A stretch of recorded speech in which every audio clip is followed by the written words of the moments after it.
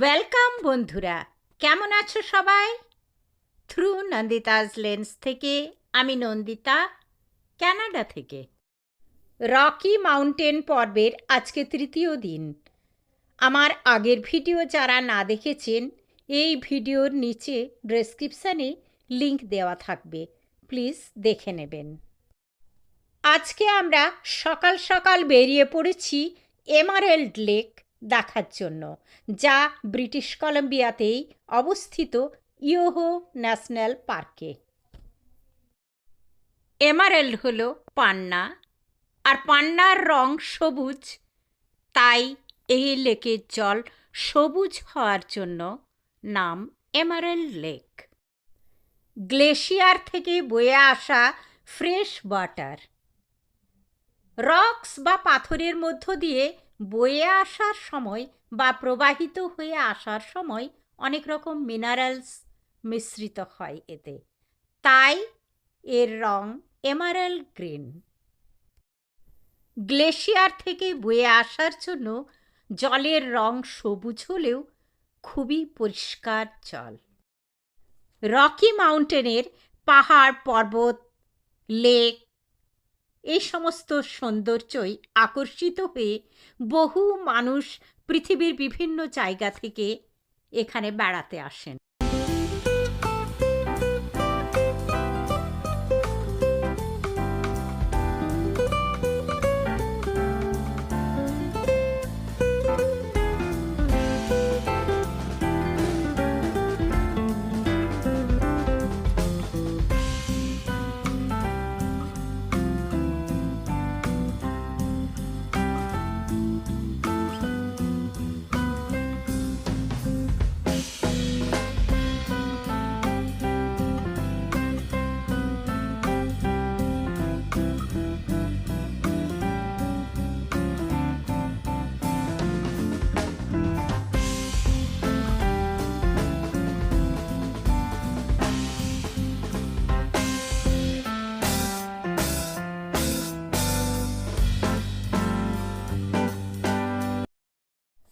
ওখান থেকে বেরিয়ে আমরা চলে গেলাম বানফে। বানফ অ্যালবার্টা প্রভিন্সের মধ্যে পড়ে। এখানকার ন্যাচারাল বিউটির জন্য হলিউড এবং বলিউডের বহু মুভির শুটিং এখানে হয়ে থাকে, যেমন দ্য হিরো, তুম বিন, কাপুর অ্যান্ড সন্স,